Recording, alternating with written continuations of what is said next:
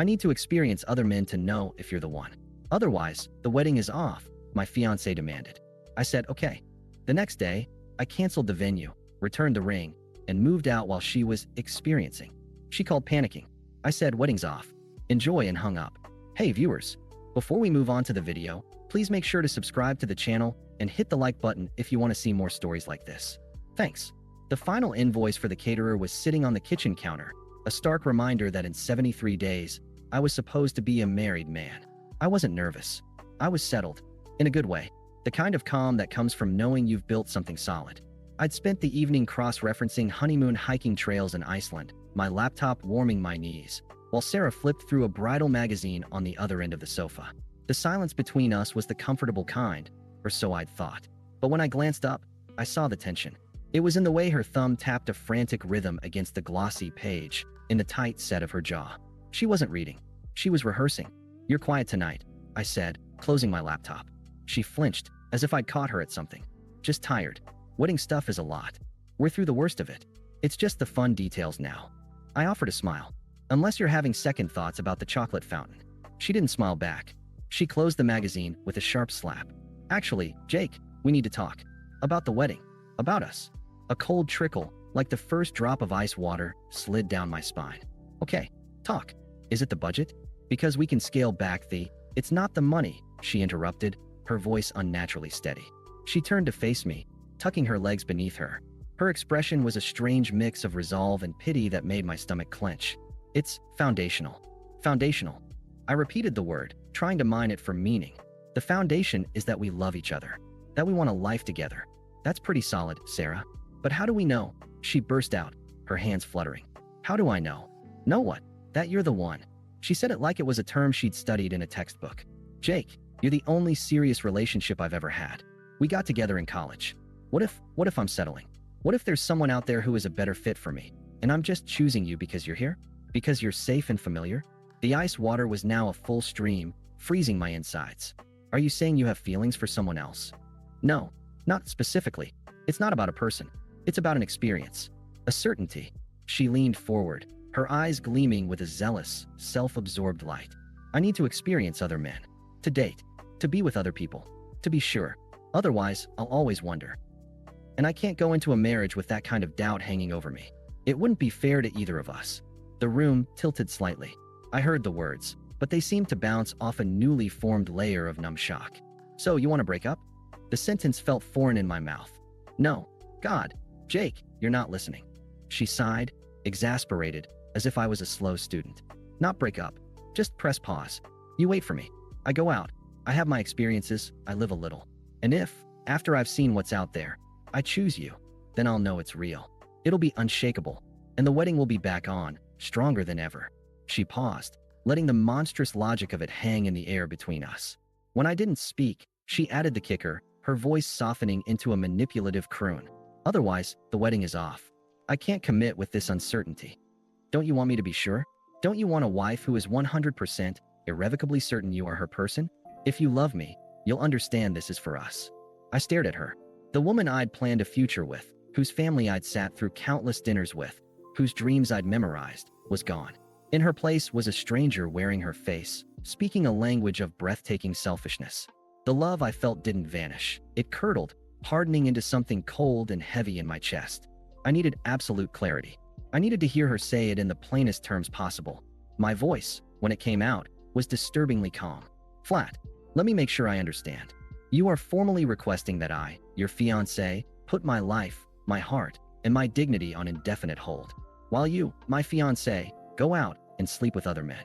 This, field research, is to determine if my value is high enough to ultimately earn the prize of being your husband. Is that the proposal? Her face flushed with irritation. You're twisting it. You're making it sound so cheap and transactional. It's about emotional and experiential verification. It's about knowing. The question stands, Sarah. Is that what you are asking of me? She crossed her arms, defiance solidifying her features. Yes, that's what I need. For us. For a long moment, there was only the sound of the refrigerator humming in the kitchen. I looked at the woman on my sofa, at the engagement ring glittering on her finger, the ring I'd spent 4 months saving for. I saw the utter conviction in her eyes, The complete lack of awareness of the nuclear weapon she'd just detonated in the center of our shared life. She truly believed this was a reasonable, even courageous, request. The future I'd seen, the house, the trips, the quiet years growing old together, dissolved like mist. All that was left was the stark, simple truth of the person in front of me. I nodded, slowly. Okay, I said. The single word hung in the air. Relief flooded her features. The tension melted from her shoulders, and a sweet, triumphant smile spread across her face. She'd won. She'd gotten her way. She uncurled herself and moved to hug me. I knew you'd understand. This is for the best. For us. I stood up before she could reach me, her arms closing on empty air. I'm tired, I said, the flat tone still in place. I'm going to sleep in the guest room. Oh, okay, she said, the smile faltering only slightly. She mistook my shock for noble sacrifice. We can talk more in the morning. I love you. I didn't answer. I walked down the hall, closed the guest room door behind me, and leaned against it. In the dark, silent room, the plan began to form. Not a plan of anger or revenge, but of silent, total severance. The okay hadn't been agreement. It had been a detonator, and I had just pressed it. I didn't sleep. I lay in the dark guest room, on a bed that still smelled of storage, and watched the digital clock on the nightstand bleed from red number to red number. The initial shock hardened into a crystal clear, cold certainty. There would be no conversation in the morning. There was nothing left to say. Her proposal wasn't a negotiation. It was a statement of my worth to her, contingent, probationary, subject to comparison. My only power now lay in my response. As the first gray light of dawn filtered through the blinds, I moved. I started with my phone, silencing it. I dressed in jeans and a plain t-shirt, clothes for moving, for working. I packed a single duffel bag from the guest room closet with essentials, a week's worth of clothes, my toiletries, my passport, and important documents from the fireproof lockbox. I took only what was unequivocally mine, or what held no memory of her. The sweater she'd bought me for our first Christmas stayed folded in the drawer. The book of poetry she'd inscribed with a sweet note remained on the shelf. I worked with a methodical silence that felt both alien and right.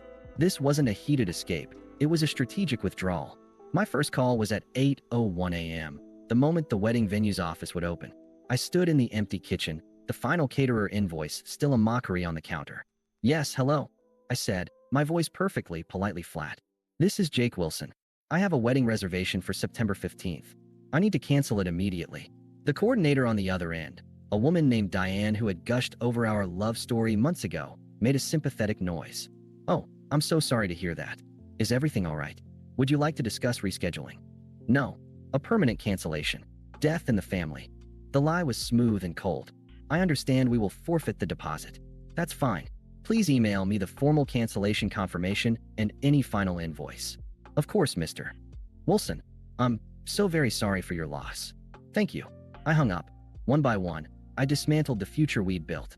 The caterer, the photographer, the band. Each call was a variation of the same. Polite, firm, final. I cited the same fictitious family tragedy. I accepted every financial penalty without argument. Money was just a number on a screen. My freedom from the spectacle was priceless. The final piece was the ring. I drove to the jeweler in the quiet part of the morning. The same man who had helped me choose it 2 years ago, his eyes kind and excited, now looked at me with profound pity as I placed the velvet box on the glass counter. I need to return this, I said. Is everything okay, son? The engagement is off. What's your return policy? He processed the return, his face solemn. When he handed me the receipt, a fraction of what I'd paid back on my card, he said, "You'll find the right one." I believe I just avoided the wrong one, I replied and left. Back at the apartment, the silence was profound. Sarah was still asleep, or perhaps pretending to be. I finished packing a few boxes of my books, my laptop, the small toolbox that was mine. I left behind the framed photos, the shared throw blankets, the set of dishes we'd picked out together. I wanted no relics. As I carried the last box to my car, a memory flashed, unbidden and brutal. The night I'd proposed. It had been on a pier overlooking the lake, not original, but hers. She'd cried, a happy, breathless sound, and thrown her arms around my neck, whispering, yes, yes, 1,000 times yes into my ear. The ring had sparkled under the string lights. The feeling that night had been one of absolute, earned certainty. I had been sure. The cruelty of her new requirement, that her certainty required the degradation of what we had, struck me anew, not as a pain, but as a clarifying fact. That night on the pier, I had been proposing to a ghost. I left the apartment key on the kitchen counter, right on top of the caterer's invoice. A full circle. I closed the door for the last time, hearing the soft, definitive click of the latch. My new temporary space was a furnished studio Airbnb downtown, generic and clean. It smelled of citrus cleaner and neutrality. I set my duffel bag down on the bare wooden floor. The emptiness of it was a relief. That's when my phone, now on silent but set to vibrate, began to dance on the kitchenette counter. Sarah. I watched it buzz until it stopped. A minute later, it started again. I didn't touch it. Then, the notification for a voicemail appeared. I poured a glass of water. I sat on the stiff sofa. I took a slow sip. Then, and only then, I played the message. Her voice filled the sterile room, tinny through the speaker, laced with a confusion that was already curdling into anxiety. Hey, I just got home. Where are you? Some of your stuff is, did you go to your mom's? I tried calling, but it went straight to voicemail. That's weird. Call me back. The date was fine. Weird to talk about. I need to hear your voice. Just call me, okay? A pause. A shaky breath. Okay, bye. There it was. The date was fine. She'd done it. She'd started her experience immediately, the morning after her ultimatum. She'd had coffee, or maybe more, with some other man, while I was methodically erasing her from my future. The last, faint ghost of doubt. Maybe she'll wake up and see how insane this is, evaporated. I didn't save the message. I deleted it. Then, I went into my settings and blocked her number. The action felt less like an emotional decision and more like a necessary security protocol. Finally, I sent 2 texts. One to my parents. Wedding is off. Sarah and I are done. I'm safe and okay. Please don't ask for details right now. I'll explain soon. I love you. One to my best friend, Mark. Called off the wedding. It's done. Don't need to talk. Just didn't want you to hear it from the rumor mill. Getting some space. His reply was almost instant. Holy shit. You okay? My couch is yours. I'm okay. Thanks, man. I turned my phone off.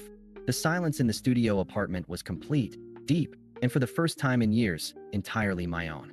The first week in the studio was defined by a silence so profound it had a texture.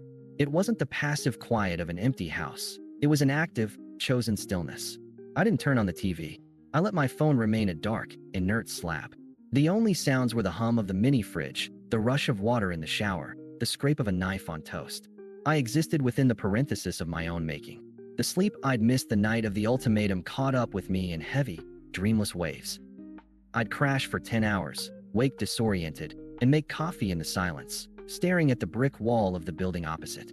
The initial, adrenaline-fueled clarity of my actions settled into a low, steady hum of grief. But it was a strange grief.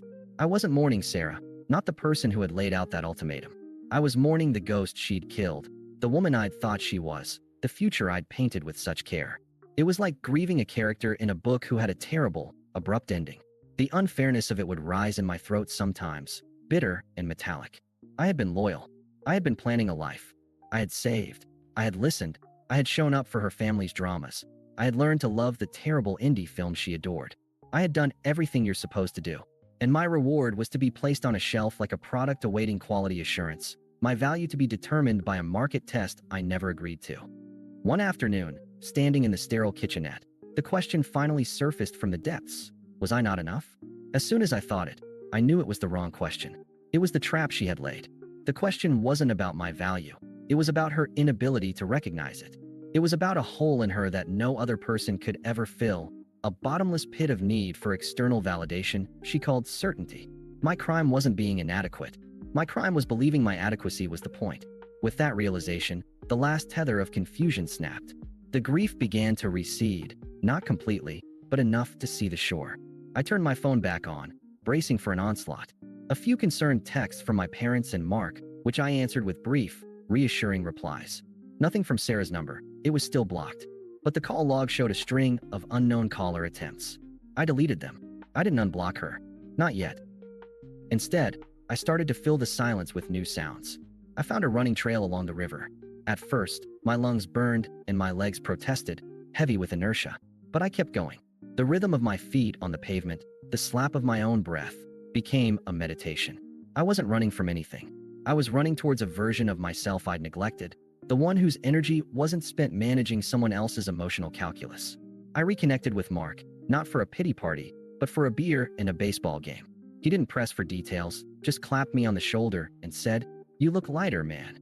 And I was. At work, a project I'd half-heartedly pitched months ago, sidelined by wedding planning, suddenly had my full attention. I dove into the data, the strategy. My boss noticed. "This is sharp, Jake. This is the kind of focus I remember." The promotion that had seemed a distant possibility began to feel like an inevitable outcome of this new, undiluted concentration. I bought a single, ridiculously expensive orchid for the studio. I learned how to care for it. I cooked meals for one, experimenting with recipes too spicy for Sarah's taste. I started reading fiction again, getting lost in worlds that had nothing to do with my own. This was the quiet justice. Not a dramatic revenge, but the daily, deliberate act of building a life that was entirely, authentically mine. The peace I found was not an absence of pain, but the presence of a deep and growing self-respect. Her experience was her prison. My silence was my foundation. After about a month, curiosity, cold and clinical, got the better of me. One evening, I unblocked her number. I didn't do it to reopen a door. I did it to confirm the door was welded shut and to see what debris had piled up against it. The phone vibrated once, then began a frantic, near-continuous seizure. Notification after notification stacked up on the screen, a timeline of her unraveling. Dozens of texts, pages of missed calls, voicemail alerts piled like unread verdicts. I didn't open a single one. I just watched the notifications bloom, a digital monument to the consequences of her own words. Then, I put the phone face down on the table. I finished my chapter. I watered my orchid. The silence in my apartment was no longer empty. It was full of my own life. The orchid on my windowsill had sprouted a new, waxy leaf. My promotion at work had come through. A new title, a significant raise, an office with a view of the river I now ran alongside. My peace was no longer a defensive silence. It was an active, thriving state. The notifications that had flooded my phone when I'd unblocked Sarah sat like a sealed archive. I hadn't opened them. They were evidence, not for me, but a testament to the path I'd chosen not to walk. Curiosity, however, is a cold companion. One rainy Saturday, with a book in one hand and a cup of coffee in the other, I finally opened the text thread. It was a cascading timeline of a collapse. Stage 1, confusion and frustration, the first 48 hours. "Jake, why did you block me? We need to talk about this like adults. You can't just run away from a conversation. This is childish. My mom just called.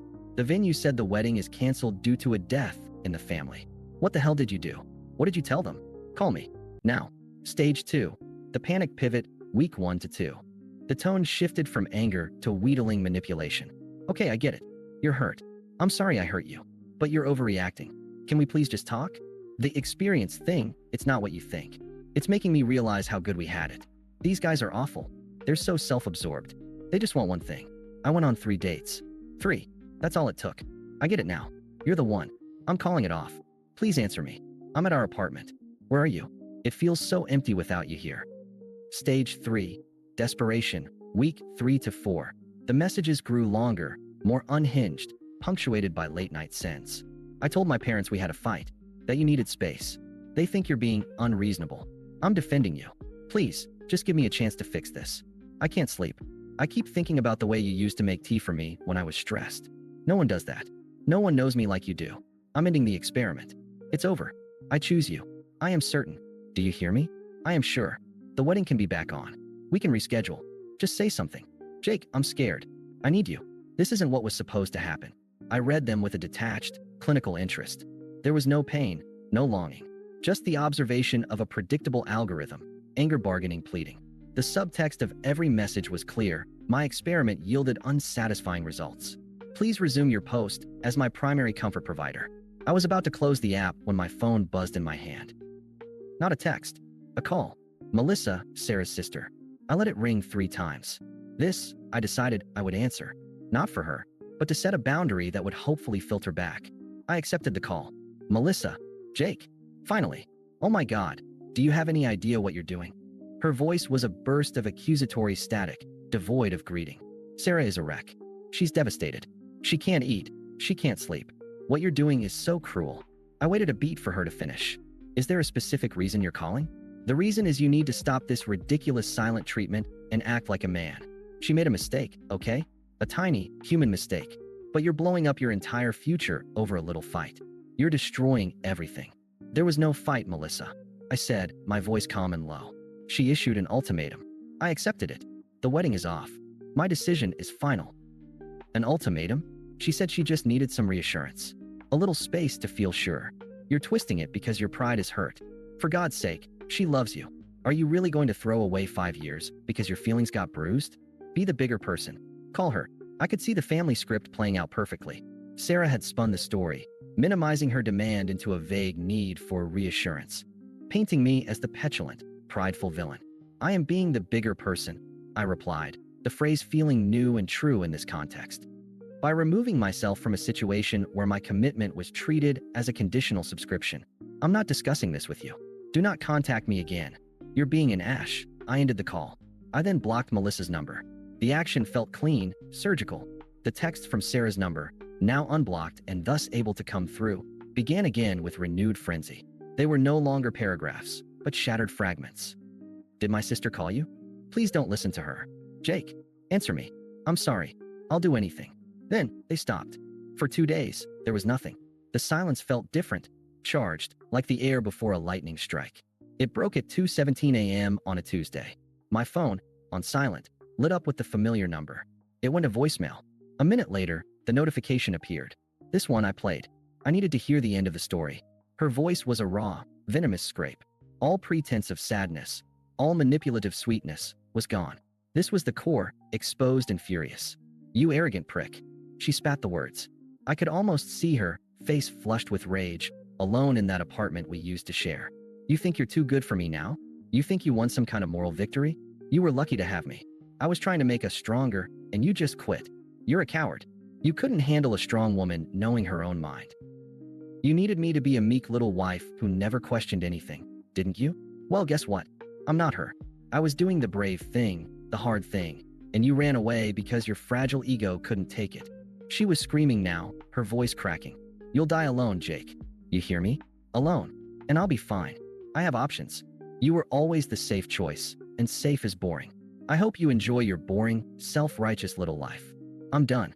I'm fucking done. There was a final, shuddering breath, and the call ended. In the dark of my apartment, I felt nothing but a profound, settling finality. The mask had not just slipped. It had been hurled against the wall and shattered. This was the true product of her experiment. Not certainty, but corrosive resentment. She wasn't angry because she missed me. She was angry because I had revoked my consent to be her safety net, her control subject. I had taken her safe and boring option off the table, and in doing so, revealed her terrifying freedom. She hated me for it. I saved that voicemail, not to torment myself, but as a bookmark, the final page of that particular chapter. The next morning, I blocked her number again, this time permanently. The gallery opening was Mark's idea. His girlfriend, Chloe, was a talented ceramicist, and one of her pieces had been selected for a small downtown collective show. It'll be wine, weird little crackers, and people pretending to understand abstract art, he'd said. A perfect low-stakes night out. You've been a hermit long enough. He was right.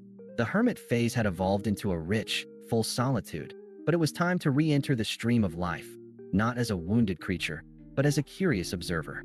I wore a simple navy button-down, no tie, clothes that felt like me. I felt good. Light. The gallery was a converted warehouse space, all white walls and concrete floors, humming with the low chatter of a weekend crowd. I found Mark and Chloe by a plinth holding a stunning, twisted vase that looked both fragile and indestructible. After congratulating her, I wandered, a glass of passable Cabernet in my hand, appreciating the art without needing to articulate why. That's when I saw her. Sarah was standing near a large, splattered canvas, looking at it, but not seeing it. She was with a friend I vaguely recognized, and she looked diminished. The vibrant, demanding energy she'd always carried was muted. Her shoulders were slightly hunched, and even from across the room, I could see a tired tension around her eyes. The experiences hadn't filled her, they'd sanded her down. She was staring into her wine glass as if it held the answers. Our eyes met. Hers widened, a jolt of pure, electric recognition flashing through them, followed immediately by a flood of confusion, hope, and sheer panic. She whispered something to her friend, who glanced over at me with a judgmental frown. Sarah smoothed her dress, a little too dressy for the venue, and started walking toward me. There was no avoiding it without causing a scene, and I had no desire to flee. My piece was portable now. She stopped a few feet away, her eyes drinking me in. I knew what she saw. A man standing easily, his face relaxed, his eyes clear. I had gained a little muscle from running, lost the subtle, constant stress line between my brows. I looked simply like I was okay. "Hi," she said. Her voice was softer than I remembered. "Wow, you look really good." "Hello, Sarah," I said. A polite, neutral tone. The tone you'd use with a former colleague you hadn't seen in years. She flinched, just barely, at the coolness. She took a half step closer. "Can we talk? For just a minute? I've been doing a lot of thinking. A lot of therapy, actually." She said the last part like it was a credential, a badge of work done. I didn't move. "Sure." She took a shaky breath, her words tumbling out in a rehearsed rush. I was an idiot. What I asked for was monstrous. I see that now. I was scared and insecure, and I externalized it in the most toxic way possible. I treated you like an option, and you were never that. You were my choice. I just didn't know how to know it. I listened, my expression unchanging. She was saying the right words, the words I might have once sold my soul to hear. Now, they were just sounds. "It's okay," I said when she paused. "You don't need to explain." Her face lit up with fragile, desperate hope. She mistook my lack of anger for absolution. "So you forgive me?" That's when I gave her the final gift of clarity. "There's nothing to forgive, Sarah." I took a small sip of my wine, my movements calm. "Your request was a gift. It was the clearest, most honest thing you ever gave me. It showed me, in high definition, exactly what our marriage would have been, a perpetual audition. I wasn't being asked to be a husband. I was being asked to be the winning contestant on a game show I never agreed to enter. So, I removed myself from the competition." Her hopeful expression froze, then began to crack. I continued, my voice even, focused on my own revelation. "And I've discovered something profound in these last months. The certainty you were looking for out there." I gestured vaguely to the world outside. "I found it in here." I tapped my chest, just once. "The certainty that I will never again tie my worth to someone else's validation tour. That peace is more valuable than any passionate what if. For that lesson, I am actually grateful." Tears welled in her eyes, but they were tears of frustration, of a plan failing. "But I know now. I'm sure. You're the one. I've never been more certain of anything in my life." I nodded, as if acknowledging a reported fact about the weather. "I believe you are." She blinked, confused by the lack of victory. "And it doesn't matter," I said, finishing the thought. "My certainty is the only one that governs my life now. And I am certain that I will never be with someone who needs to test my value against a lineup of strangers. That paradigm is beneath me. I hope you find what you're looking for, Sarah." Truly, I saw it then. The full, devastating understanding crashing over her. She was certain, and her certainty had arrived at a closed door, a door she had bolted shut herself. She was holding the key to a room that no longer existed. Her mouth opened, but no sound came out. The friend was hovering now, looking concerned. I offered her a small, final, polite smile. The smile of a man closing a business transaction that had long been settled. "Enjoy the show." I turned and walked back toward Mark and Chloe. Mark raised an eyebrow. "Everything cool?" "Yeah," I said, and I meant it. My heart rate hadn't even elevated. "Everything's fine." I glanced back once, out of human curiosity more than anything. Sarah was still rooted to the spot, her friend's arm around her shoulders, staring at the space where I had been standing. She looked utterly, completely alone in the middle of the crowd. I turned my attention to Chloe's vase, to the conversation, to the rest of my life. The noise of the gallery faded into a pleasant background hum. The silence I had cultivated, the peace I had built, it wasn't around me anymore. It was within me, and it was unshakable. Thanks for watching. Make sure to subscribe to the channel and hit the like button.